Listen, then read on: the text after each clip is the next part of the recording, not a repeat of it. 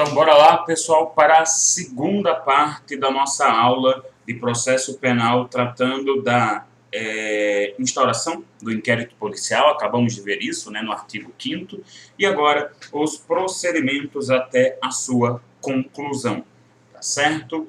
Então, bora lá para o primeiro slide da nossa aula, começando aqui pelo artigo 6º do Código de Processo Penal.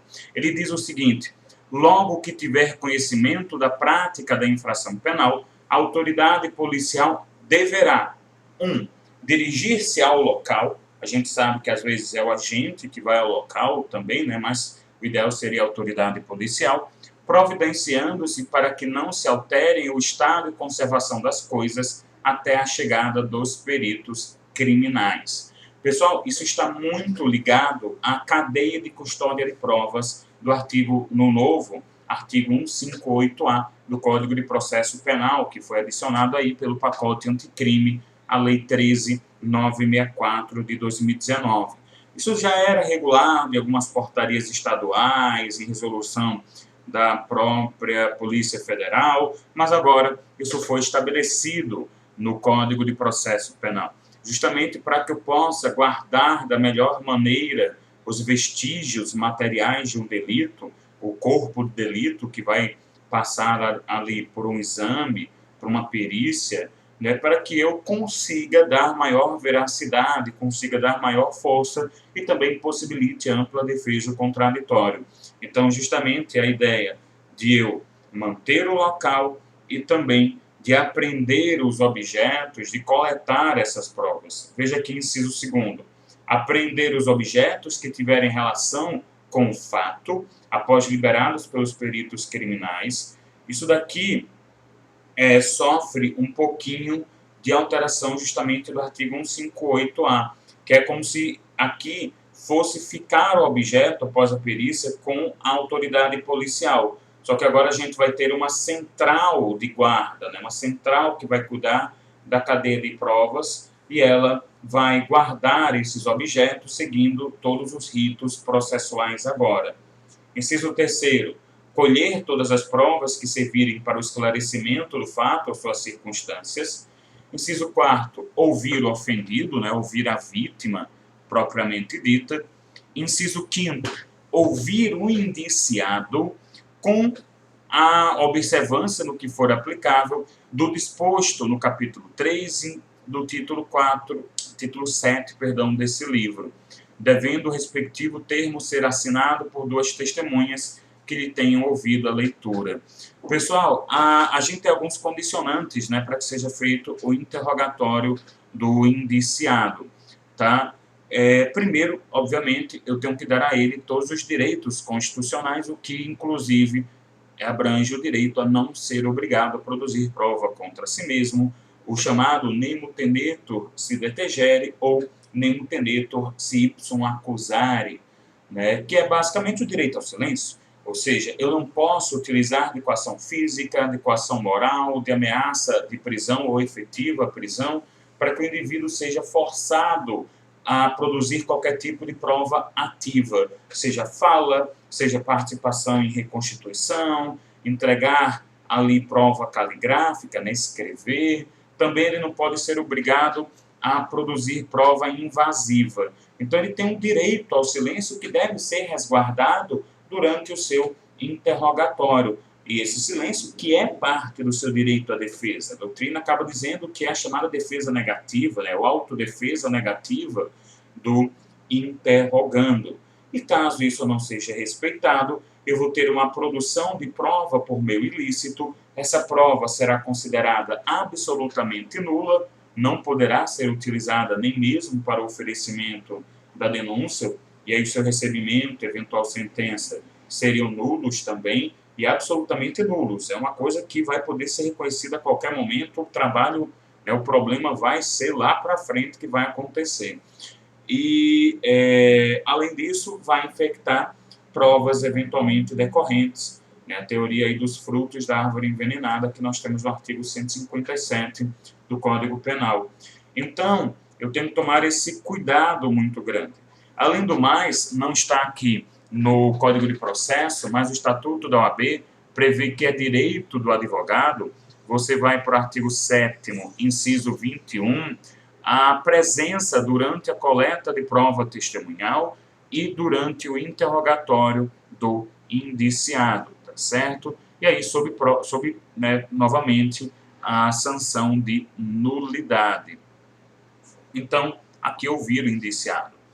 Sexto, proceder o reconhecimento de pessoas e coisas e acareações. Na acareações, eventualmente, aí, caso haja conflito de depoimentos, eu vou ter a acareação, então vou colocar as testemunhas uma de frente à outra para fazer perguntas específicas sobre esse conflito, para ver se há ali algum tipo de reconhecimento de erro, né, ou fim da mentira, etc., e proceder ao reconhecimento de pessoas ou coisas. Esse reconhecimento que está regulado no Código de Processo, vai ser tratado mais à frente, em aula específica sobre produção de provas, e é bastante criticado pela doutrina, justamente pela sua grande falibilidade, né? Então, a gente tem aqui a possibilidade de implantação de falsas memórias, reconhecimento superficial e por aí vai. E não são poucas as histórias que nós temos de pessoas inocentes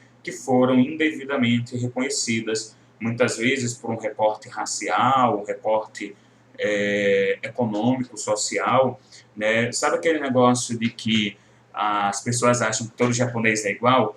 Acreditem, os racistas acham que todo negro é igual.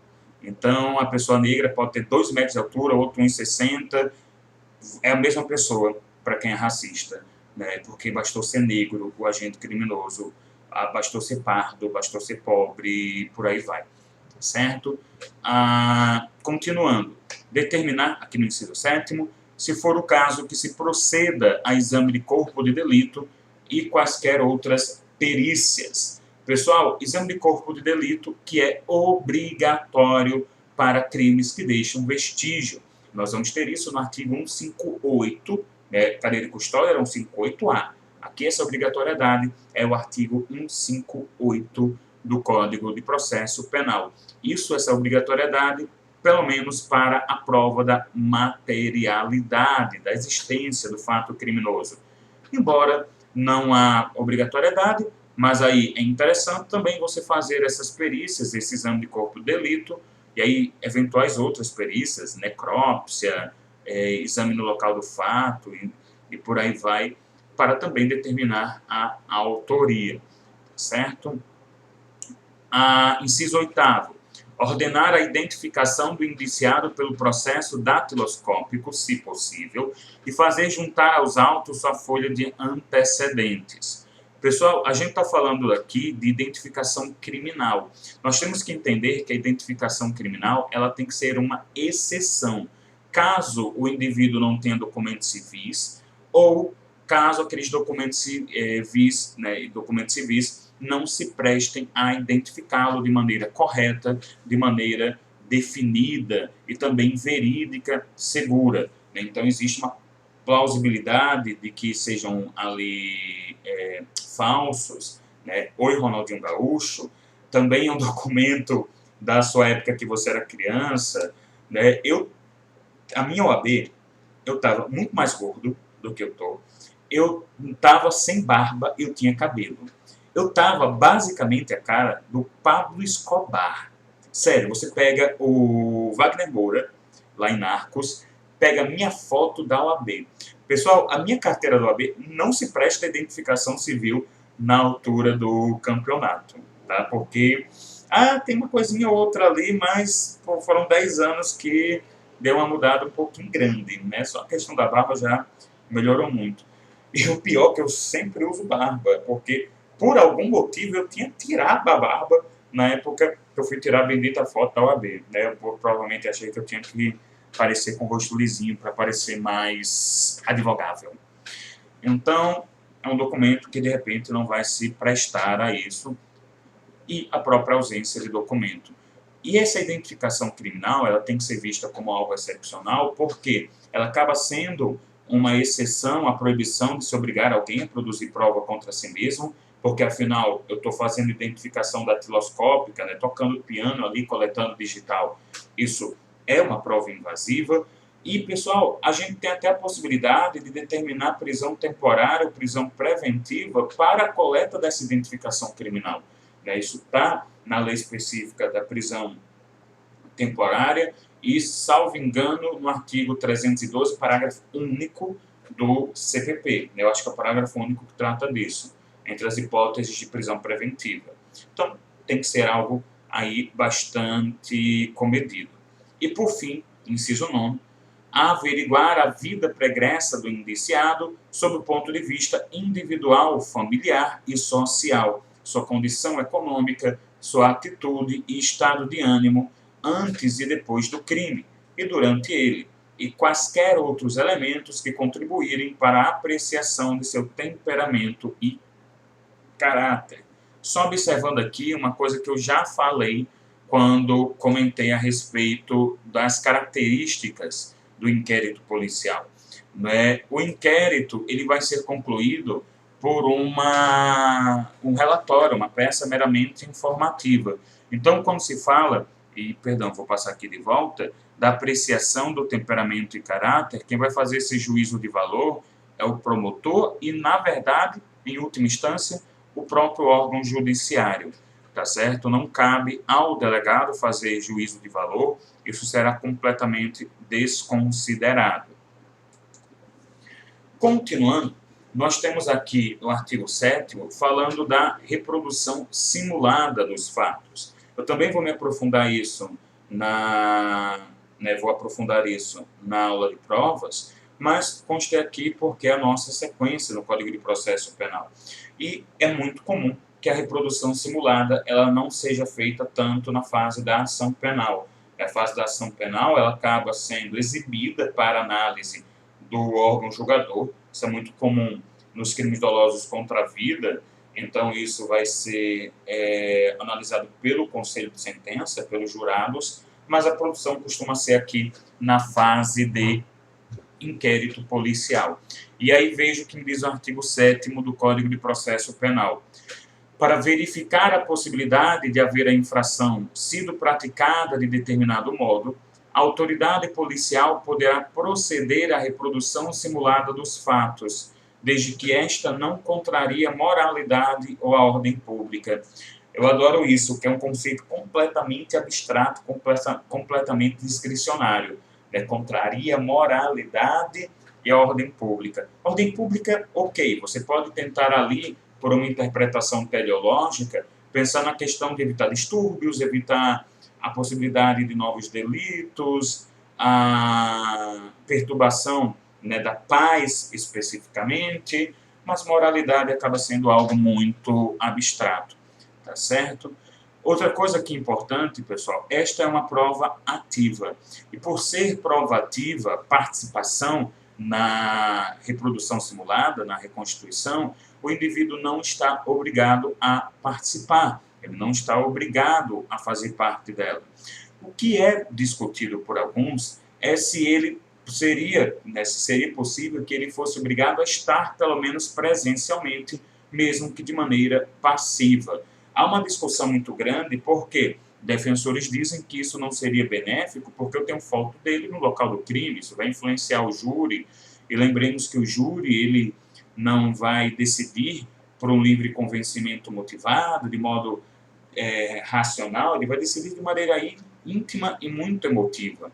Então, uma foto no local do delito já muitas vezes é prova de materialidade de autoria, por mais que seja uma foto da reconstituição apenas. Então, existe essa discussão. Não quero que só o meu cliente, o meu defendido, o meu representado não participe. Eu não quero que ele não vá. A ideia do direito ao não comparecimento como um direito de defesa. E aí, em primeiro lugar, nós temos aqui uma decisão interessante do STF. O direito de recusar a participar, ativa ou passivamente, de procedimentos probatórios que lhe possam afetar a esfera jurídica, tais como a reprodução simulada, reconstituição do evento delituoso e o fornecimento de padrões gráficos ou de padrões vocais, de falar ou de escrever, para efeito de perícia criminal. Então, a gente tem aí essa abrangência do direito ao silêncio para o STF, no HC 99.289, de relatoria do Celso de Mello, nós temos essa possibilidade. Engloba-se nem passivamente você deveria participar da reconstituição. E eu acrescento que a isso se juntaria a proibição da condução coercitiva, que o próprio STF também julgou. Se eu não posso conduzir coercitivamente, ou seja, obrigar a participação do indivíduo, obrigar a ele estar presente para ser interrogado, mesmo que chegando lá ele possa ter o direito ao silêncio, mas nem posso obrigá-lo a estar presente, eu também não poderia obrigar o indivíduo a estar presente na reconstituição, ou seja, a ausência é parte do direito ao silêncio. Continuando, nós vamos agora para o artigo 10º, que vai falar dos prazos processuais. Deixa eu só... que eu queria ler esse slide primeiro para voltar para o artigo 10º propriamente, e aí a lei extravagante também, que traz uma tabelinha, como vocês viram. Eu quero falar algumas coisas gerais aqui do prazo para poder ir lá para a tabela. Então, em primeiro lugar aqui, os prazos processuais. Né? Prazo processual, pessoal, eu conto, pego aqui o dia da intimação, o dia da ocorrência do delito, e começa a contar do dia seguinte. Então, eu excluo o primeiro dia, conto só do dia seguinte, e incluo o último dia nesta contagem. Lembrando que prazo processual, eu suspendo a contagem dele em final de semana ou feriado apenas para o processo civil. O processo penal não tem essa suspensão. O que a gente não tem é o início da contagem a gente não pode ter, né? O início da contagem em final de semana ou feriado, isso se prorroga para o próximo dia útil, ou o final da contagem em feriado ou final de semana, isso se prorroga para o próximo dia útil. Agora, essa suspensão de contagem, né, essa suspensão intercorrente, só no processo civil, aqui não se aplica. Então, essa é a regra básica de prazo processual no processo penal. E para a doutrina e jurisprudência, de maneira praticamente unânime, quando o indiciado estiver solto, e aí vamos ter via de regra um prazo de 30 dias, esse prazo é de natureza processual. Já quando ele está preso, né, o indiciado, nós vamos ter uma controvérsia ali na doutrina quanto à natureza desse prazo processual.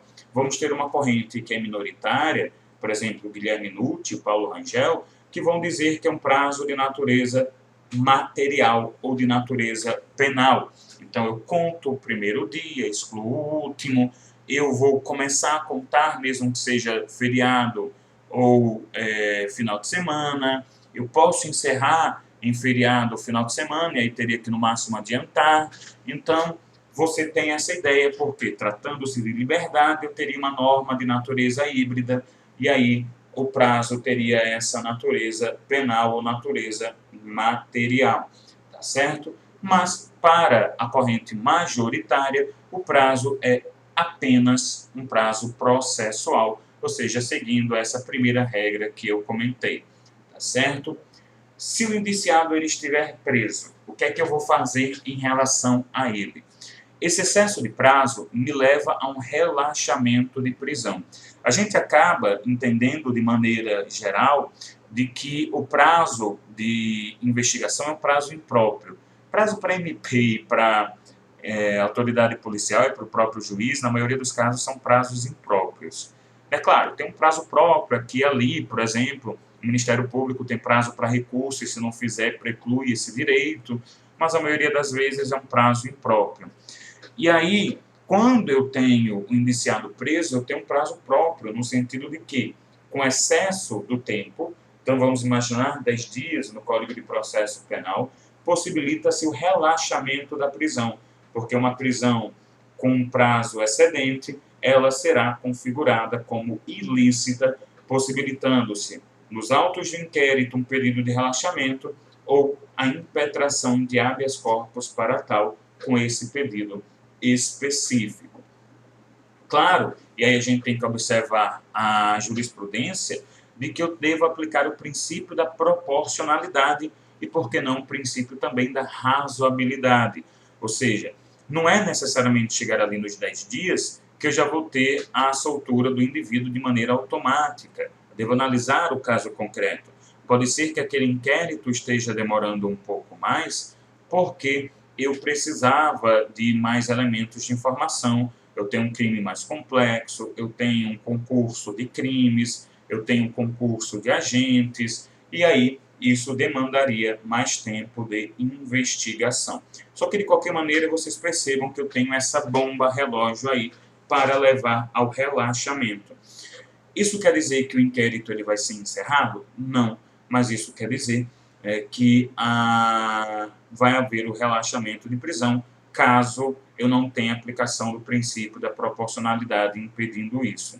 Outra coisa importante, nós vamos ver que o prazo para que eu encerre aqui o inquérito, esse prazo diminuto que eu vou ter em relação ao indiciado preso, começa a contar efetivamente da sua prisão. E, quanto ao indiciado solto, existe uma discussão jurisprudencial se eu poderia trancar o inquérito policial por demora indevida. Obviamente, se há uma causa extintiva de punibilidade, eu posso pedir o trancamento do inquérito, ou até mesmo, justamente por quê? Porque não há possibilidade mais de oferecimento da denúncia. O inquérito perde a sua instrumentalidade. Então, morte do agente, a própria questão da decadência, a prescrição, né, a prescrição da pretensão punitiva em abstrato, ela inicia da prática do delito. Então, tudo isso nós temos aqui possibilitando o período de trancamento do inquérito. Lembrando que arquivamento é quando volitivamente o Ministério Público arquiva pelo rito novo ou pede arquivamento pelo rito antigo. Já o trancamento é algo imposto a pedido do indiciado ou investigado. Né? Então, a gente tem essa possibilidade. E o que é mais controverso é a possibilidade de trancamento apenas pela demora, sem que haja uma extinção de punibilidade. E vocês vão encontrar algumas decisões esparsas que, no caso do inquérito ter um prazo estupidamente excessivo, ele também estar parado há muito tempo, ou seja, sem qualquer tipo de produção nova de provas, ele poderia ser trancado com a ressalva de que ele poderia eventualmente ser reativado pela superveniência de uma prova nova. Então, a gente tem algumas decisões nesse sentido, embora haja também decisões em sentido contrário, até no próprio STF, a gente tem ambas as decisões, não há necessariamente aí uma uniformização. E aí, aqui sim, a tabelinha, né, de prazos, então a gente vê o seguinte, a regra geral, que está no artigo 10º, é de que eu vou ter 10 dias para a conclusão do inquérito com indiciado preso, sendo que, se você observar a nova redação do novo artigo 3º-B, no seu parágrafo 2º, eu teria a possibilidade de prorrogação por 15 dias. Então, eu posso até ir além dos 10, mas a prorrogação seria de, no máximo, 15 dias. Isso que foi adicionado pelo pacote anticrime, né, a Lei 13.964, e está suspenso por enquanto, pelo menos na data da gravação dessa aula, em 20 de março, justamente por 20 é quando ela vai ser publicada, estou gravando agora em 19, por decisão do Luiz Fux, tá certo? Pessoal, vocês estão me vendo muito botar a mão no rosto, sinusite, né? Quem tem sinusite acaba. E eu estou de quarentena, estou com a mão estupidamente limpa, tá certo? Lavada, e quando eu estava no meio da rua, eu estava me controlando ao máximo por não fazer isso, até porque vai ser divertido se vocês estiverem assistindo isso daqui a um ano, né? No momento que eu estou gravando, a gente está em quarentena por causa do coronavírus, né? Se resguardando em casa para resguardar as próximas pessoas. Então, eu tenho esse indiciamento aqui, no indiciado preso, perdão, com a observação de quem vai fazer esse controle da possibilidade de prorrogação é o juiz, no caso da previsão legal, o juiz de garantias. Já o indiciado solto, eu tenho 30 dias, apesar da lei não prever, nós temos uma possibilidade de prorrogação, tá certo? Isso para o indiciado solto vai prevalecer aí. Eu tenho a possibilidade de prorrogação sempre em todos esses casos. Isso vai depender da análise da necessidade, a própria proporcionalidade em si, né? E, no final das contas, com o indiciado solto, quem acaba decidindo é o Ministério Público. E muitas vezes, na prática, nem se envia ao Ministério Público o pedido de prorrogação. Simplesmente o próprio delegado prorroga e depois isso é enviado ao MP. No caso da Justiça Federal, segundo o artigo 66 da Lei 5.010 de 66, nós vamos ter 15 dias para o indiciado preso, prorrogáveis por mais 15 pela autoridade judicial e 30 dias para o indiciado solto. A Lei de Drogas, ela vai estabelecer, lá no artigo 51 da Lei 11.343 de 2006, 30 dias prorrogáveis por mais 30 para os crimes que estão ali dentro da sua tipificação, hediondos ou não, né, equiparados, perdão, hediondo, que o tráfico é equiparado, então equiparados hediondo ou não, caso, por exemplo, da associação, e 90 dias para o réu solto, para o investigado, indiciado solto, né, réu é só depois do recebimento da denúncia. Inquérito militar, 20 dias para o preso, 40 dias para o solto, sem previsão legal de prorrogação. Crimes contra a economia popular, Lei 1521 de 51, no seu artigo 10, parágrafo 1º, 10 dias para o indiciado preso, 10 dias para o indiciado solto. E aí a gente vai ter outros prazos, né? Esses daí são os principais, mas, por exemplo, abuso de autoridade, 48 horas, e por aí vai. Tranquilo?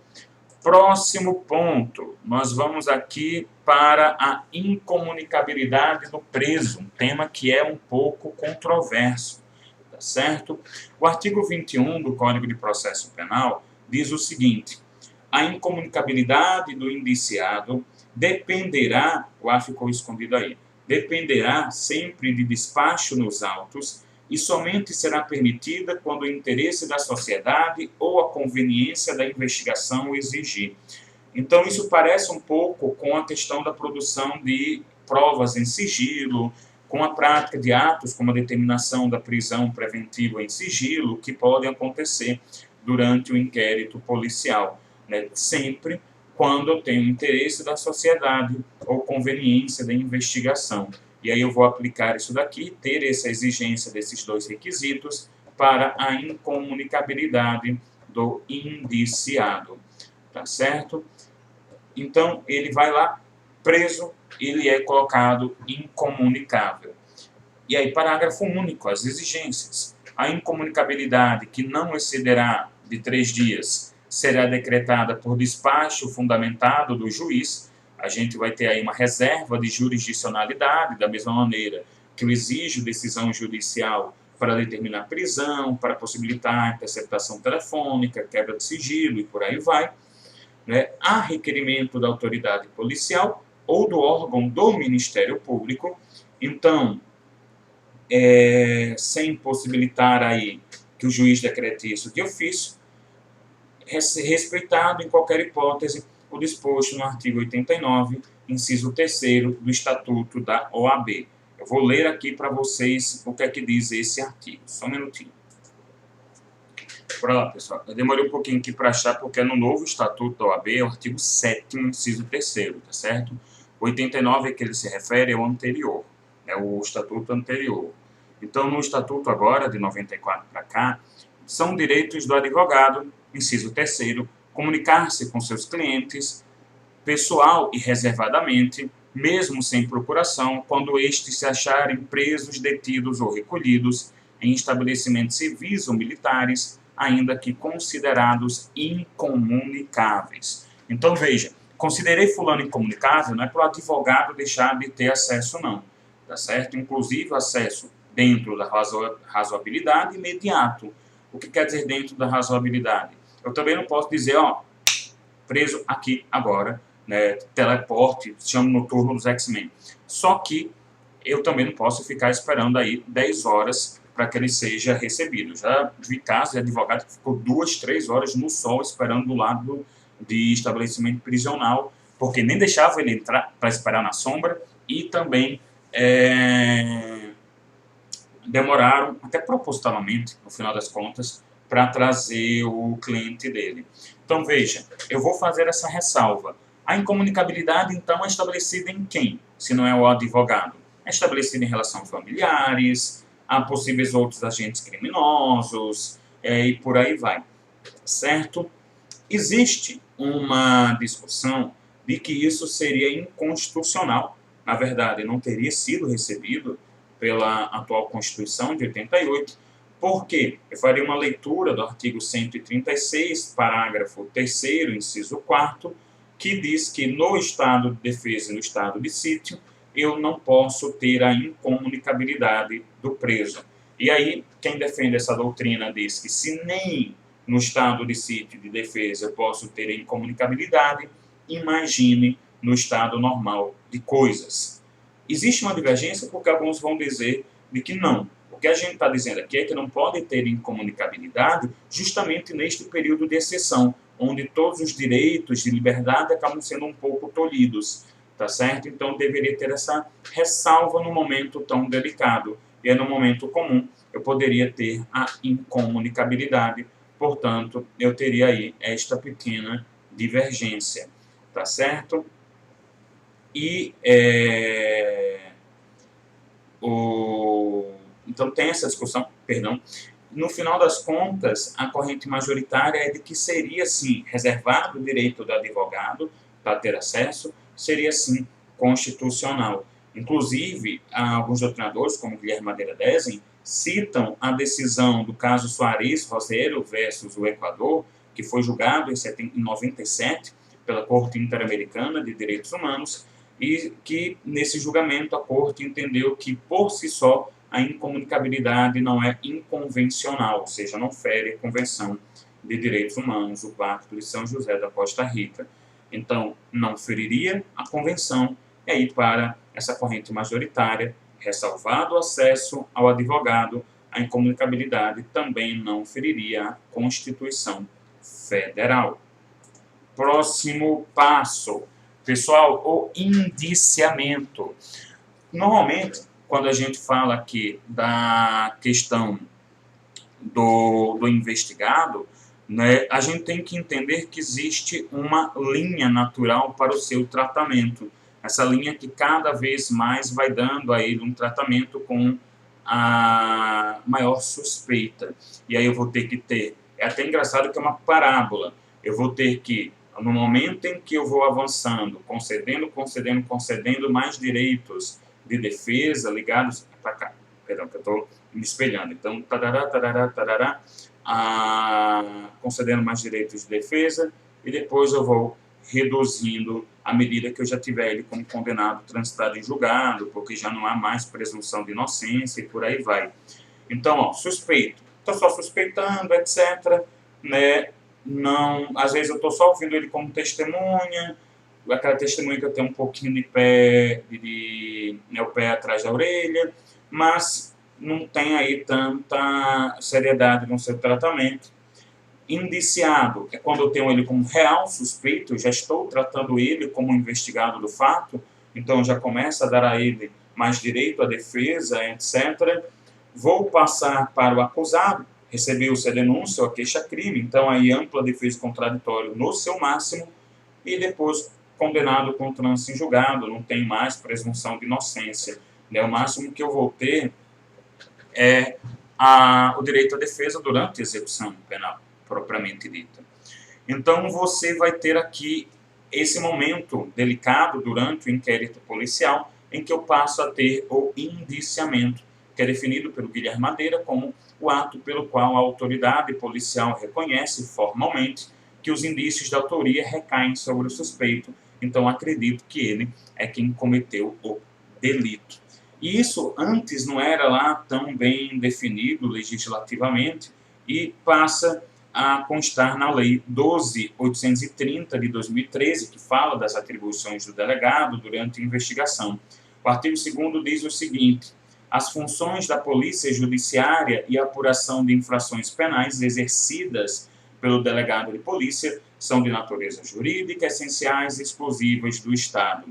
Parágrafo 6º. O indiciamento privativo do delegado de polícia dar-se-á por ato fundamentado mediante análise técnico-jurídica do fato, que deverá indicar a autoria, materialidade e suas circunstâncias. Então, não é só indiciar, é indiciar de maneira fundamentada, né, indiciar aí, demonstrando porque eu acredito que fulano teria sido o autor do delito, tá certo? Com observação, eu tenho que tratar um suspeito, quem eu realmente acho que é o autor, já tratar publicamente como indiciado. Por quê? Porque a partir disso ele vai ter esses direitos, né, como o direito de defesa, apesar de ele não haver uma ampla defesa exata, mas ele já começa a montar a sua defesa e vai se defender contra certos atos, como prisão, etc. Ele vai ter o direito ao silêncio. Então, eu tenho que deixar bem claro isso, ele tem direito a certas garantias enquanto indiciado. Então, se eu suspeito realmente dele, se há realmente ali indícios de autoria, de materialidade, eu devo deixar claro, ele é um suspeito, não posso tratá-lo de maneira diferente, né, um subterfúgio que às vezes se utiliza, porque isso pode levar eventualmente a uma nulidade do interrogatório dele. Continuando, nós vamos para a conclusão do inquérito policial.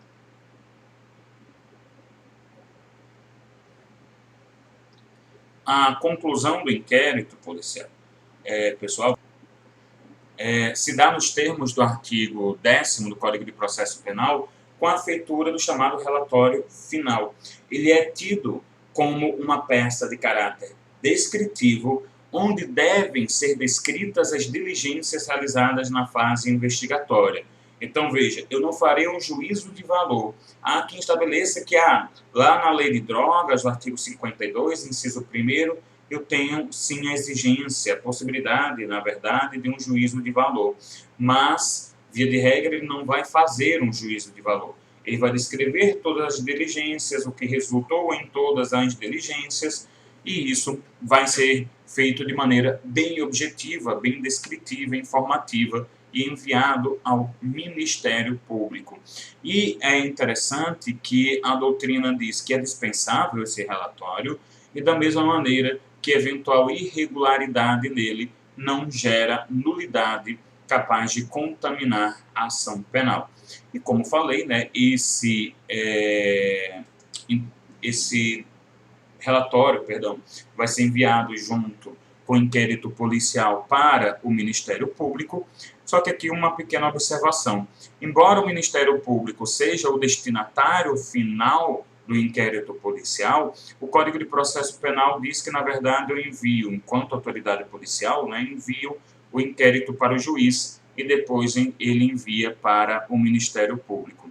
Só que o STJ, como a gente pode ver aí no agravo regimental no RESP, número 1543-205, de relatoria do ministro Jorge Mussi, o STJ ele já tem o entendimento de que eu posso muito bem ter a tramitação direta do inquérito da Polícia Judiciária para o Ministério Público, né? Pode ser estabelecido por portaria da Polícia Civil, da Secretaria de Segurança, né? Não haveria nenhum problema, até porque essa passagem pelo juiz é, né, completamente desarrazoável, ele não vai fazer nenhum controle de qualidade nesse exato momento, tá certo?